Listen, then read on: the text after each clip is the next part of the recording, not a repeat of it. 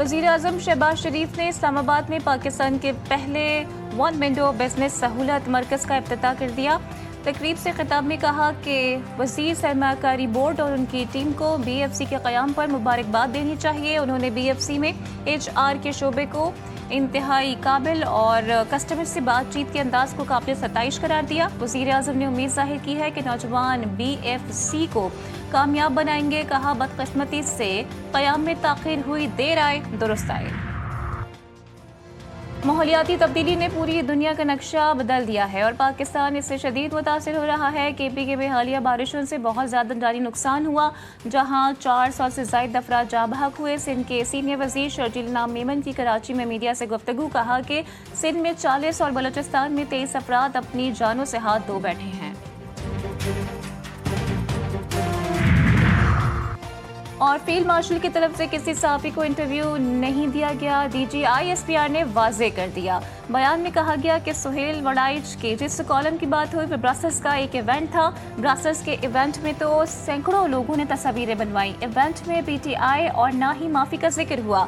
ये एक सहाफ़ी की ज़ाती मफाद और तशहीर हासिल करने की कोशिश है।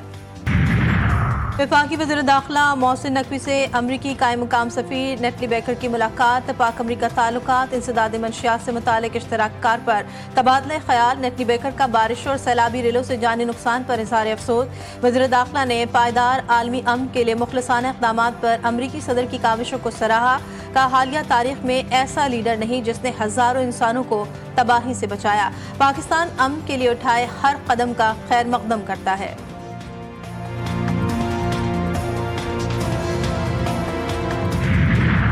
वज़ीर आला पंजाब का आलमी शोहरत याफ्ता जापानी कंपनी के हेडक्वार्टर्स और प्लांट का दौरा। डेयरी मसनूआत की मारूफ कंपनी के मुख्तलिफ शोबे देखे। मरियम नवाज की कंपनी को पंजाब में डेयरी शोबे में सरमायाकारी की दावत।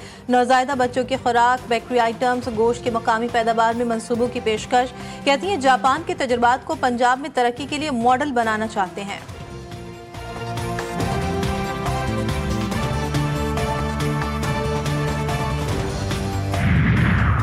और जापान के मगरबी रियासतों में शहाब साकिब से आसमान रोशन। मसूर कुन नज़ारे को जापान में क्योशो शिको को देखा गया।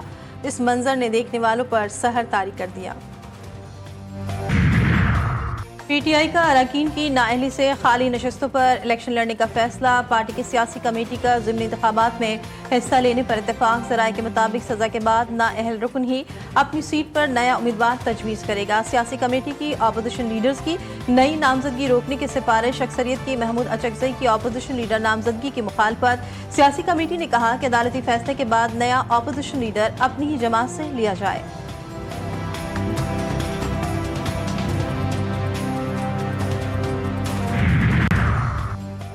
अपोजिशन लीडर की नामजदगी की इतनी जल्दी क्यों? बानी को पैगाम किसने भेजा? PTI सियासी कमेटी इजलास में सवालात की बौछार। सलमान अकरम राजा इजलास छोड़कर चले गए।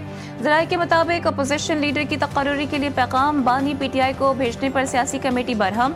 कहा केसेस के फैसले आने से कबल क्यों नए अपोजिशन लीडर के लिए जल्दबाजी की जा रही है। बताया जाए किसने पैगाम अली बुखारी के जरिए बानी PTI को भिजवाया।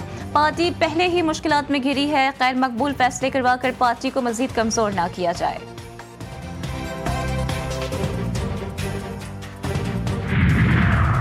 वफाकी वज़ीर पेट्रोलियम अली परवेज मलिक से अमरीकी नाज़िमुल उमूर नेटली बेकर की मुलाकात। तेल, गैस, मादनियात के शोबों में पाकिस्तान और अमरीका के दरमियान दो तरफ़ा ताउन को मजबूत बनाने पर तफसीली तबादला ख्याल। नेटली बेकर ने कहा अमरीकी सफारत खाना एक्सप्लोरेशन एंड प्रोडक्शन सेक्टर में अमरीकी और पाकिस्तानी कंपनियों के दरमियान बराह रास्त रवाबित को सहूलत फराहम करेगा।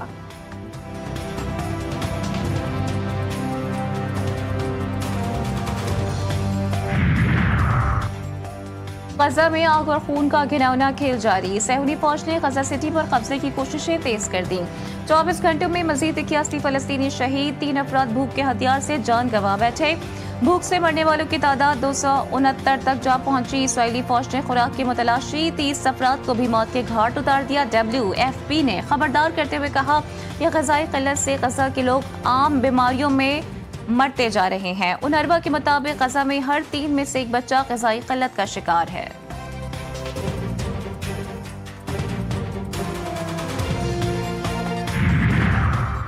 अमेरिका ने आलमी फौजदारी अदालत के 4 आला ओहदेदारों पर इक़्तिसादी पाबंदी आयद कर दी।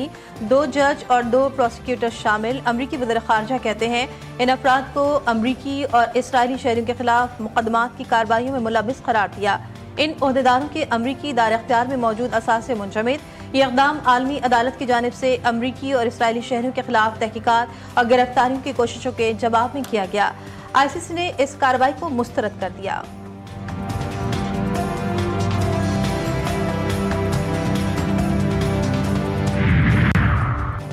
इंसाफ की दुनिया का बेहतरीन सितारा डूब गया। हर दिल अजीज अमरीकी जज फ्रैंक कैप्रियो इंतकाल कर गए। फ्रैंक कैप्रियो अमरीका समेत पूरी दुनिया में अपने बेहतरीन फैसलों और इंसानी हमदर्दी के लिए मशहूर थे। फ्रैंक कैप्रियो की अदालती कार्रवाइयों की वीडियोस ने सोशल मीडिया पर नए रिकॉर्ड्स बनाए।